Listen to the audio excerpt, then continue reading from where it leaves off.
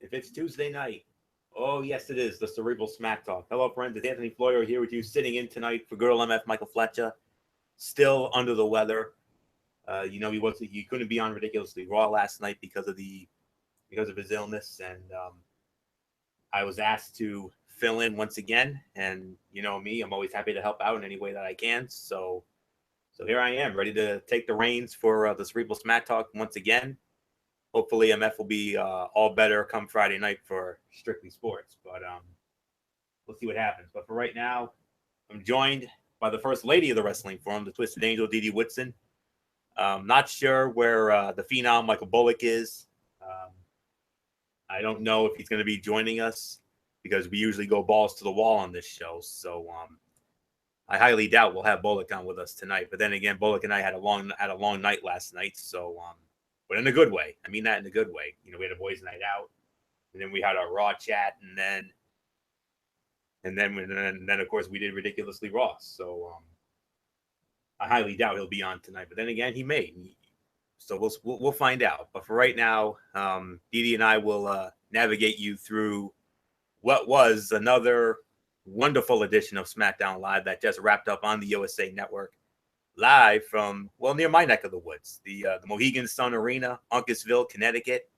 You know, the Mohegan Sun, one of the great tourist attractions in New England. So yeah. And one thing that noted.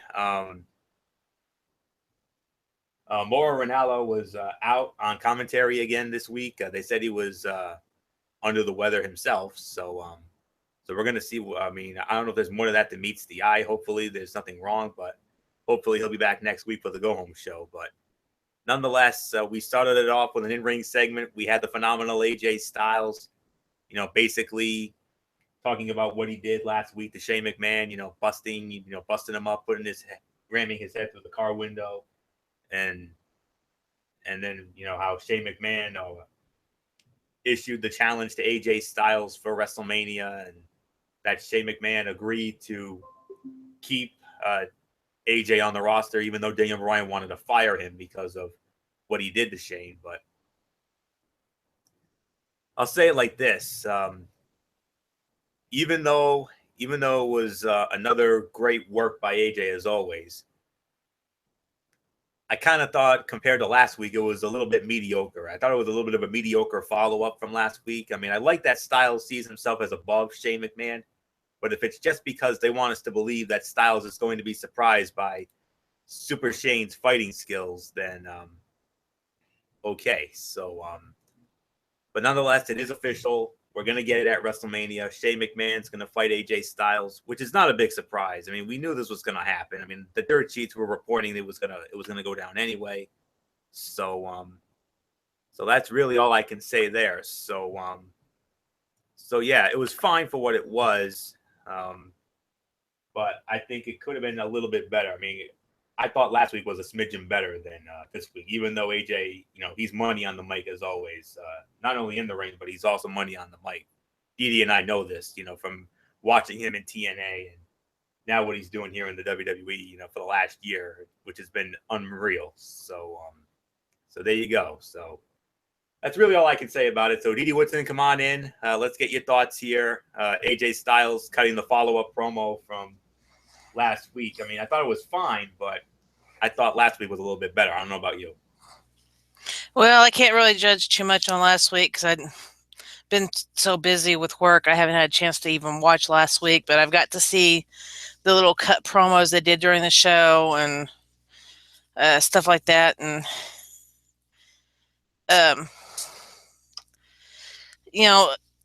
I'll admit, AJ has had better speeches than what he did tonight. But I'm not surprised the direction he's going. The I'm better than everybody else gimmick. So it seems to be working out for him. But now his greatest test is here now with him facing Shane McMahon. And we all know what Shane's capable of just as well as we know what AJ's capable of. So this is going to be one match that I know me personally, I'm looking forward to seeing, because I can't wait to see, what these two do and how much they tear up the house going through this match. And if it's anything like the little preview we had at the end of the show, man, it's going to be, the fight of the night. But we'll just have to wait and see what happens. So back to you. Yes. So speaking of fight of the night, Edie Woodson, perfect segue, because we're about to get into what turned out to be the fight of the night on this edition of SmackDown Live, this penultimate edition of SmackDown Live before WrestleMania. What a treat. We got ourselves a surprise tag team title match. Honestly, I thought we were going to get this at WrestleMania, but no.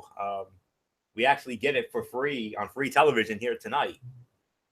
American Alpha defending the SmackDown Tag Team Championship against the Usos. Usos get the title shot after the Usos knocked off American Alpha in a non-title bout last week. The winners of the match in 16 minutes and 33 seconds. And the new SmackDown Tag Team Champions, Jimmy and Jay, the Usos. They win the titles, 16 and a half minutes. Edie Woodson, how about it? We got new champions of the world. Oh yeah, I wasn't expecting it this soon. No. I'm with you. I was expecting this to happen more closer to, well, I shouldn't say closer. I mean, I was expecting it to happen at WrestleMania, not on SmackDown. But wow, I mean, definitely the fight of the night. Definitely, definitely the best match you could watch on the show. And boy, howdy, I mean, the Usos, even though they're bad, I think right now they are probably in the best shape of their life as far as it comes to matches. Because I mean, the heel turn seems to have worked out for them. And if you remember right, when these guys came in with Tamina, they were the bad guys, and here we've gone full circle. They're the bad guys again, and they're pulling it off, and it's paying off for them. As far as rating the match, I didn't even write down a rating for it. I guess I'll give it a 3.5 stars. But it definitely was the top fight of the night. There's not much more I can say about it. I mean, it was totally awesome. You definitely, if you haven't seen it, definitely watch it, because it's very much an attention grabber. And they even said on the announcers, when the announcers were talking, that the Usos had a pretty big following, which is kind of a surprise, because you would think everybody would be following the champions, but no. I mean, more people was actually cheering the Usos than Alpha, in my opinion. So I will toss it back to you. 100% agree. Although I'm leaning a little higher towards that. I'm leaning between 3.5 to 4 for this tag team championship matchup. I mean, I gotta say, this was, I mean, as great as the match last week was. I mean, I thought the match was very good last week, but this one was far and away better. Let's not kid ourselves. I mean, championship match on television. They got a lot of time to work, and they delivered one of the best tag team title bouts I've seen in a long time. I mean, I can't remember the last time I said to myself, "Wow, that was one of the greatest tag team title bouts I've ever seen." I mean, unreal. And I'd probably say this was the best tag team title match I've seen since the night the American Alphas won the titles. You remember that final SmackDown of 2016 in Chicago, which we all agreed was the greatest episode of SmackDown ever in its 17-and-a-half-year history. I mean, what was that? Episode number 905, 906, somewhere in that area. We said that was the greatest because, I mean, nothing on that show sucked whatsoever. That show was unreal. And that was one of the main reasons why, that title match with the Alphas. But But man, oh man, I mean, this is why we wanted to see the Alphas and the Usos in a tag team title program, because of awesome matches like what we got here tonight. And you know what? As the old adage goes, they've got a rematch clause. Why wouldn't I be surprised if they invoke that rematch clause at WrestleMania? Let's do this again at WrestleMania. I don't know if it'll be a straight up match, or if they're gonna make it maybe, I don't know, a gimmick type match. I don't know. We're gonna have to wait and find out. But for right now, I mean, wow. I am a little bit surprised by the title change so close to Mania, but I do not hate the move from a character standpoint. Absolutely not. The match itself was a lot of fun, but Alpha is much better in chase mode, and they have a nice foil in the Usos to work with. I hope they do not end up in some multi-team cluster bleep at WrestleMania, though. That would be the worst possible outcome from this. I mean, that's honestly all I can say. So, give us a rematch. I mean, I know they want to make sure everybody gets a WrestleMania payday. I can certainly understand that, and I can appreciate that, and I think that's a noble move. But there are certain things that, you know, we can't have, you know, every tag team in the roster on this match.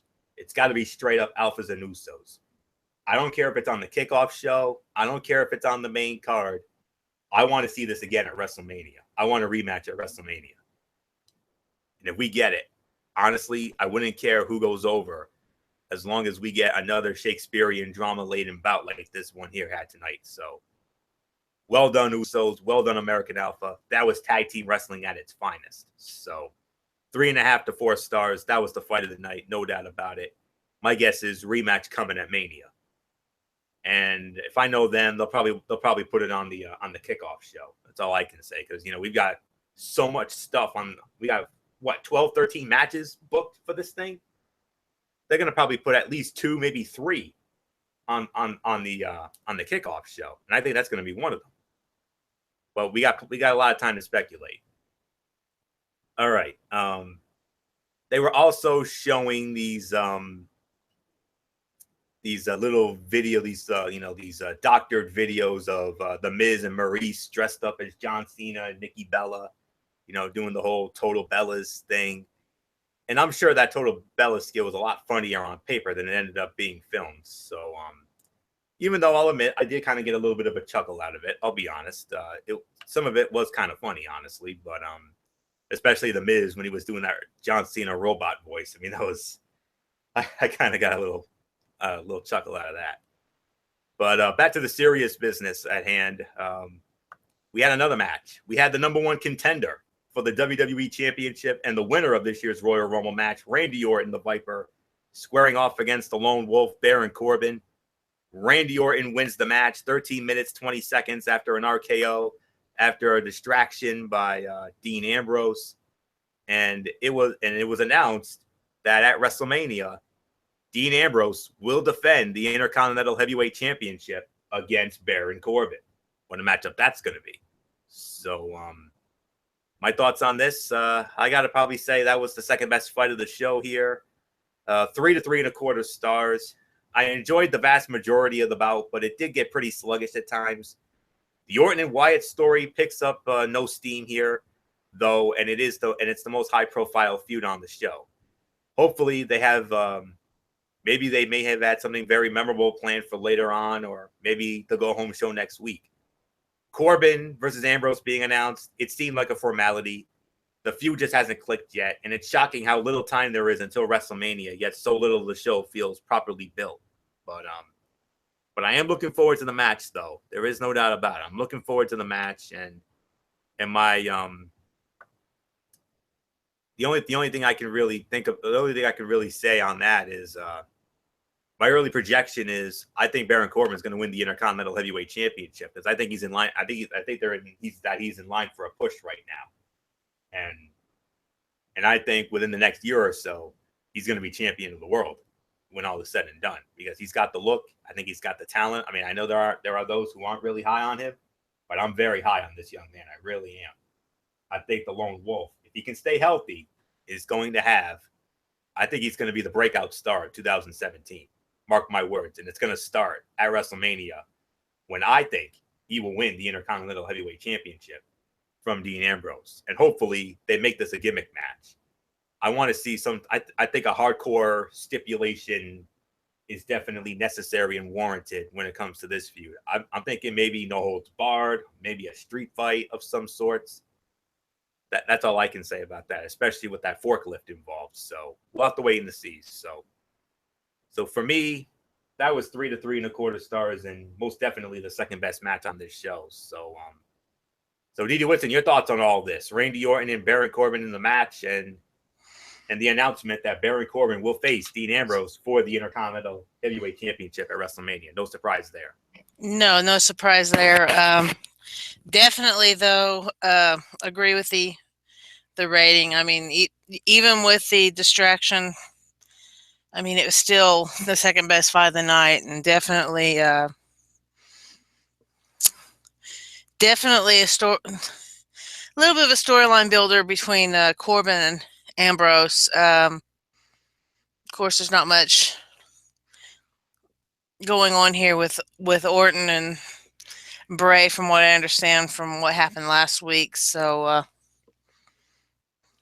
just a lot of people, I think, still surprised that Bray took the fire the way he did. I think there's a lot of people still in shock about that. But hey, you know, it's something a little different, and you know, Bray's always portrayed himself kind of as the wrestling god, which is not really a saying I like to say too much, especially since JBL ran it in the ground for a long time. But it seems like Bray's become the new version of that, especially now that he says he's taken on Sister Abigail as part of him. So we'll see how this plays out, if this actually does make Bray stronger, or if this ends up being still the weakness, as he put it. So we'll see. So I'll toss it back to you. Yes, indeed. And it's not often we get this on a Cerebral Smack Talk show, but there actually were some cutouts, hard to believe. And the first one, of course, John Cena against Fandango. Of course, you know who wins that match, of course. Super Cena wins that one. He didn't even need to do the Super Cena bit. I mean, that was just a straight-up Cena berry job. Let's not kid ourselves. 2 minutes and 48 seconds. That's a no rating to a dud. We're not even going to, touch that. We were supposed to have a women's match here. Becky Lynch against Carmella. It ends in a no contest after 30 seconds because Natalya, who was sitting on commentary, went into the ring and attacked Becky Lynch, and then all hell breaks loose. And then Mickie James and Alexa Bliss, the SmackDown Women's Champion, shows up. So we're gonna give that an NA as well because it's a no contest. And I'm just gonna say it like this: it's really disappointing how WWE is treating the women heading into WrestleMania. They launched one division at WrestleMania last year, and they have two creatively underperforming divisions limping into Orlando. And I really don't know how these women's matches are going to go down at WrestleMania. I mean, we have this. We don't even know what kind of match this is going to be for the SmackDown Women's Championship. I mean, all I know is it's basically one versus all for Alexa Bliss. I mean, they're having her put the title on the line against every available woman in the SmackDown Women's division. Mickie James is in there, Natalya's in there, Becky Lynch, Carmella. But Edie Whitson, I read some dirt sheets today while I had a little downtime on my job today. I came across one dirt sheet saying, that now take, read into these what you will, or as Derek would say, take it with a grain of salt. I heard a possible rumor saying that Summer Rae could be added to this match. One other rumor is saying that Emma, but I don't think Emma's going to be in this match because I think they have Emma booked on Monday Night Raw. So Yeah, Emma's on Raw, so I wouldn't see her coming in. I've heard Kelly possibly. yeah, Victoria. I heard Victoria. Well, there was also a rumor back about summer last year that Victoria was going to be Sister Abigail. But well, that's news to me. I've never yeah, I didn't hear anything about. I heard about that one. I don't remember what site that was on, but that's been almost a year ago. So, but I wouldn't be surprised if they either pull someone up from NXT or they bring in more former divas to come in to fight in this match. But yeah, I agree. I mean, they're letting these matches or these divisions just fail. And, here we've supposedly had the women's revolution, and this doesn't look like a women's revolution to me. It doesn't look like they've changed it too much. It looks like they're going backwards. So I don't. Home territory. Yeah, I mean, yeah, it may be building up for the match, but like you said, we don't know what the match is. Here we are, we're like, 2 weeks away, and we still don't know anything about this match. More than likely, if they're going to probably throw this on the pre-show. Most definitely. Because I don't see them caring as much, especially with the SmackDown ladies. They don't seem to care about them as much as they do the Raw. And as far as the tag team titles, I hope they don't pull the Charlotte crap with the SmackDown tag team titles, where it seemed like there for a while every other match Charlotte was getting the title again, and I mean that was getting redundant. That was getting boring. I'm glad they put it on Bayley just to end that little going back and forth crap. But here we got Charlotte in another pay-per-view match with Nia Jax and Sasha, so we'll see what happens there. But I'm hoping that with this tag team thing, it's not going to end up the same way where Usos have it now and then it goes back to American Alpha at pay-per-view. So we'll see what happens. Paper champions I'm not real crazy about. I think they don't need to do that type of stuff. Give them a chance to hang on to it for a while and see what they can do. And if it doesn't seem like it's working, then you move on to another tag team or another person you want to put it on. But going back and forth every show, no, that kind of gets redundant. And this crap with having all these ladies come in and interjecting in what was supposed to have been this match really kind of defeated the purpose. So that's kind of my opinion. And this Total Bella crap with Miz and Maurice. I mean, yeah, John had all these rules, yes, but this is no. And I don't think on the show he ever reprimanded Nikki saying you broke rule such and such. Strike one, strike two. No, I don't think so. So no. So I think a lot of that is just BS. And in my opinion, I think Cena's a better actor than Miz. But that's my opinion. You gotta admit, Miz. I mean, the way Miz sounded. I mean, he made John Cena sound like a robot. I mean, he had like a robotic voice. I mean, that was kind of funny. I'll be honest. I think there's only one time in there where he actually did come off sounding like John Cena talking. I can't remember which scene it was, but there's one scene in there where he did come off sounding a little bit like him. But most of it, though, was very much the comedy crap. And I don't condone those kind of promos. I think they kind of suck. So yeah, there's no place for campy comedy, bull funky nonsense, especially that. Wrestling.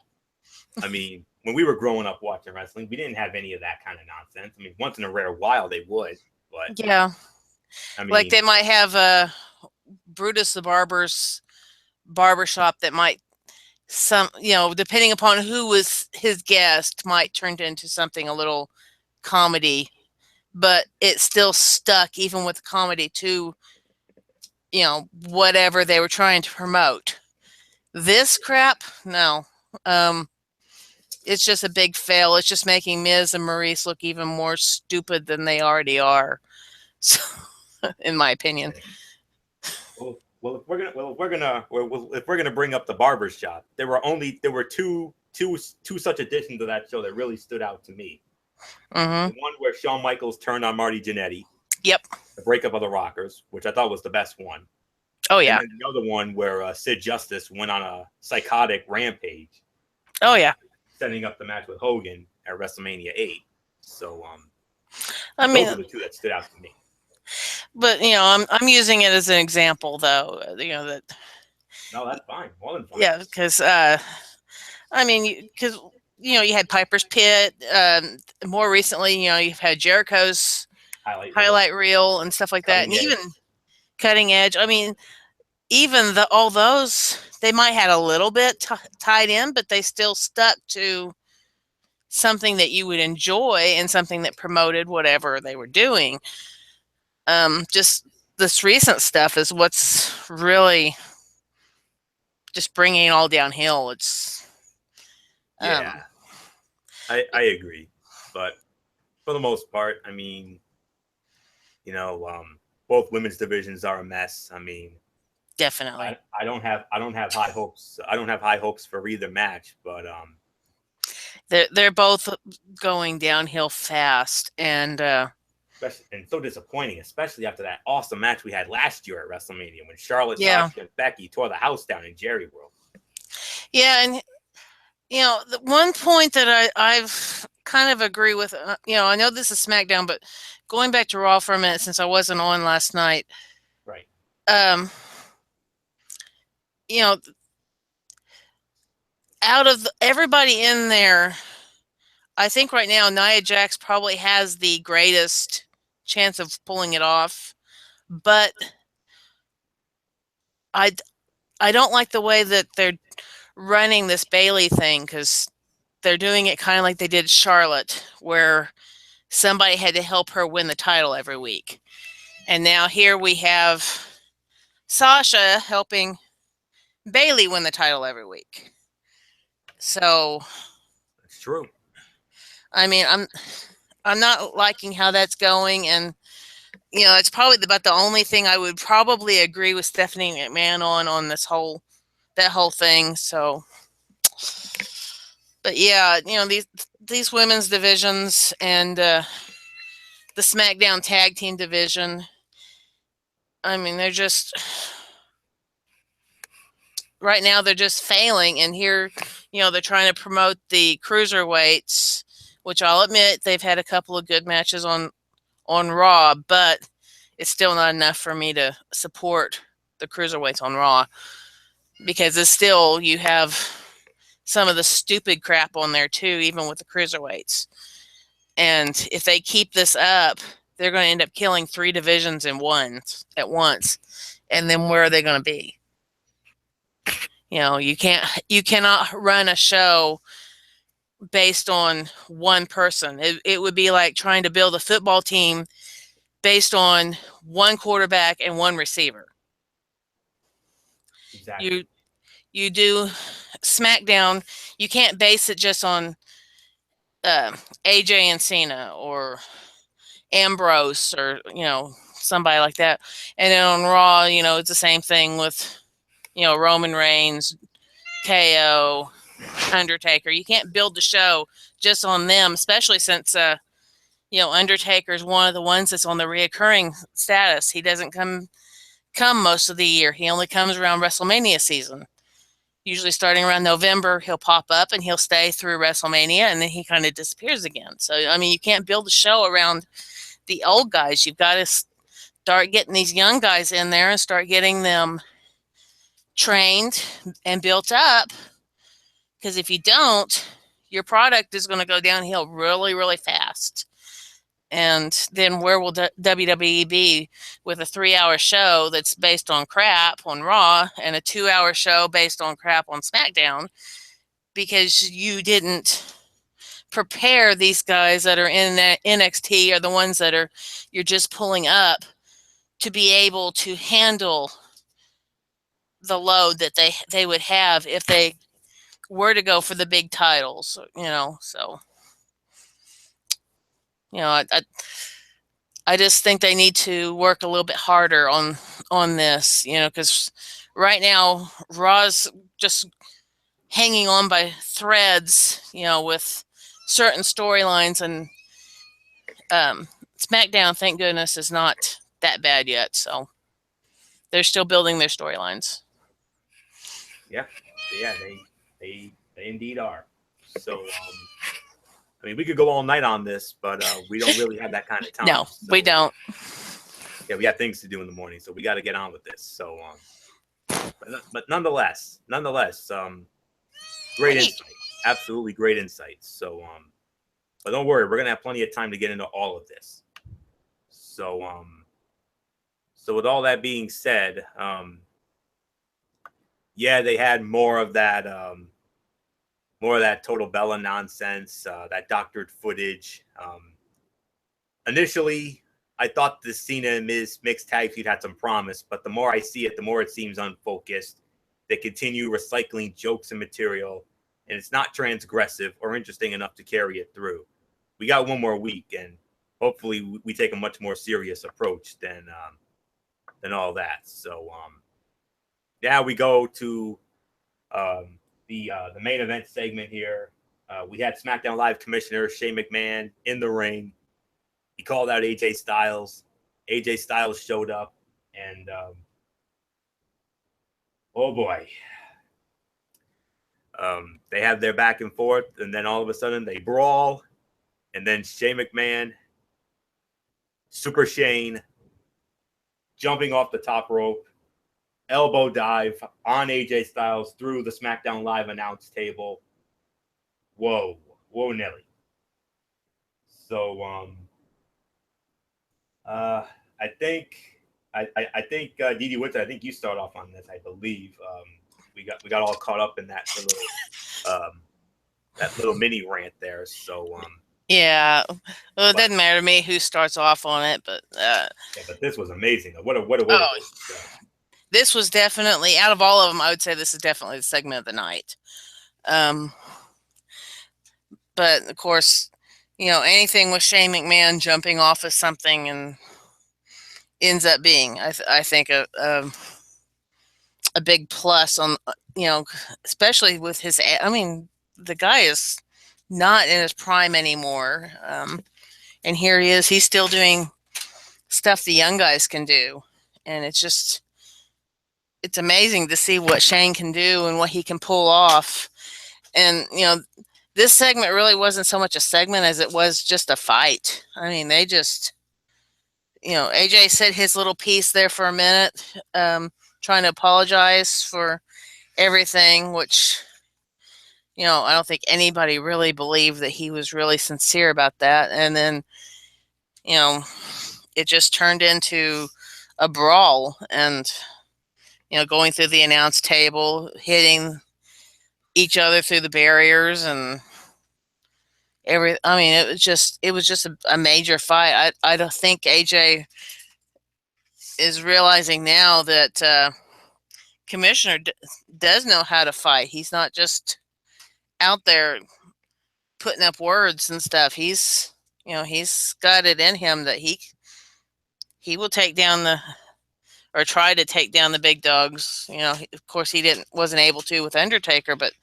I think Shane's going to give AJ the run for the money when it comes to WrestleMania. And, like I said, I think this is going to be, if it continues the way this segment went, I think we're going to have a fight of the night, and a very good,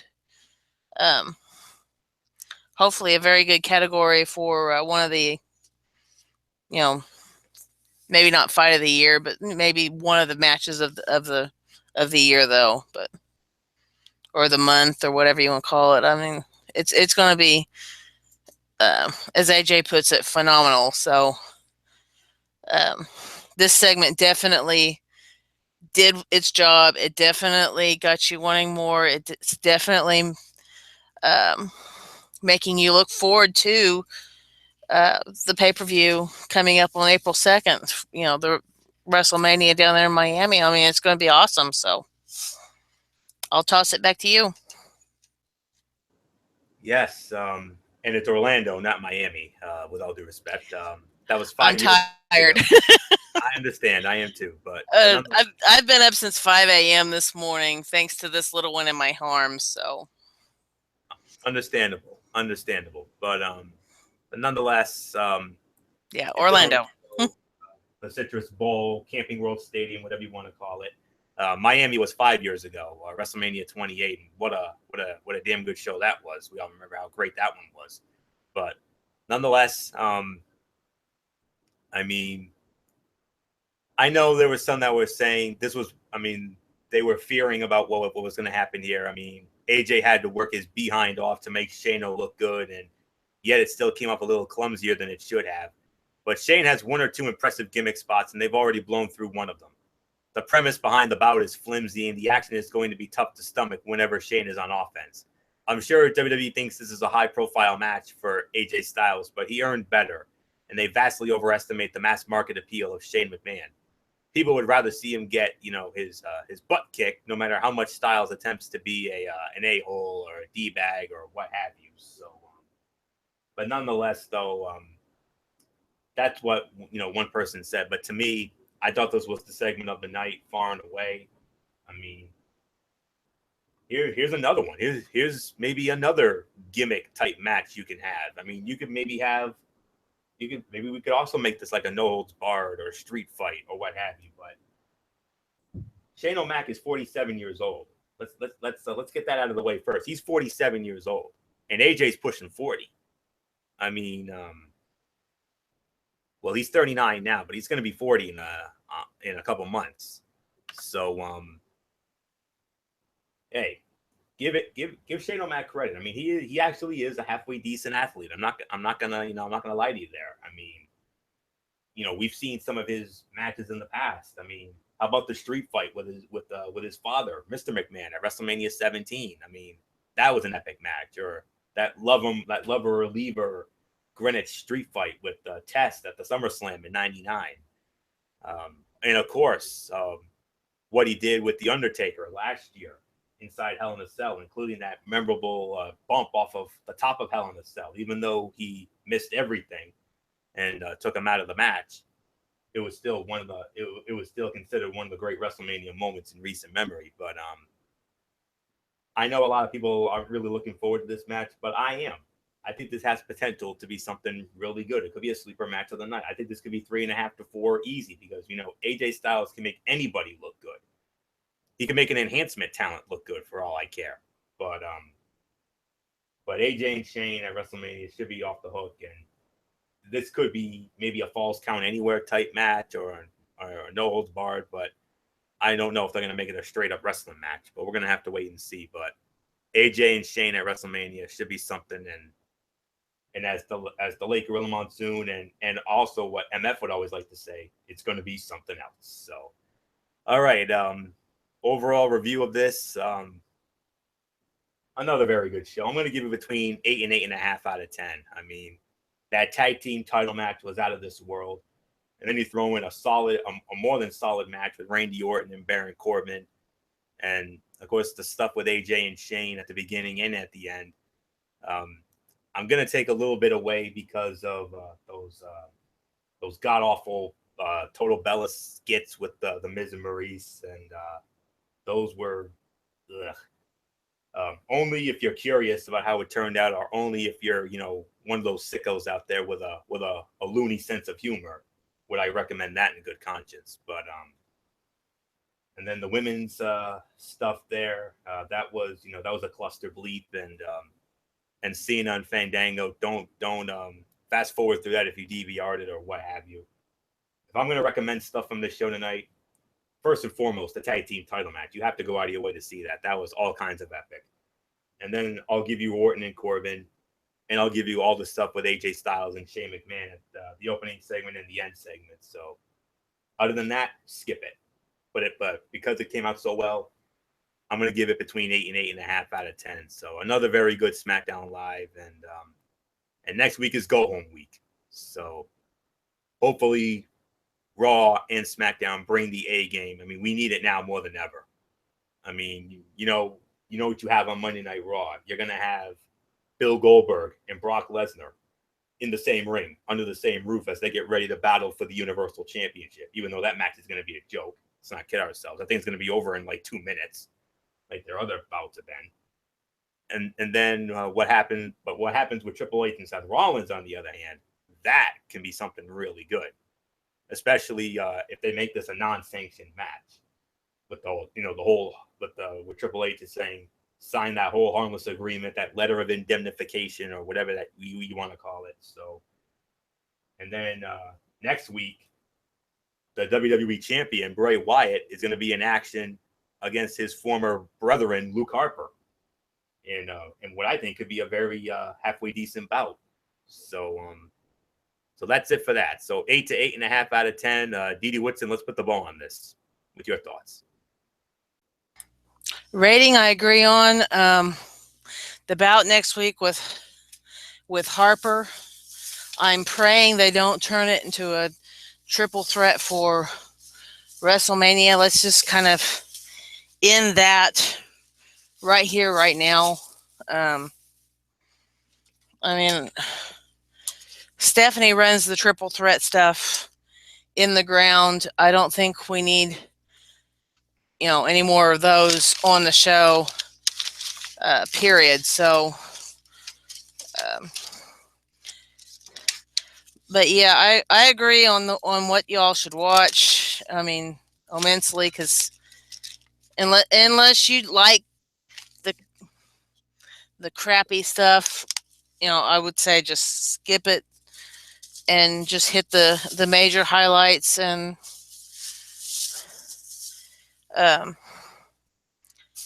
and for those of you that are praying people, pray that WrestleMania ends up good, because right now I'm seeing at least the ladies matches being, not worth anything. So we'll just have to see what goes on from there, and no telling what they're going to do with this mixed tag team match. I mean, yeah, they're showing some pretty good stuff with Cena and Nikki, but have we once yet seen Maurice in the ring since she came back? I don't think so. No. And here you are, you're promoting this match with one competitor who hasn't even been in the ring since she's returned. That's a little fishy there. So if it makes it on the main card, which more likely it will, just because of who it is,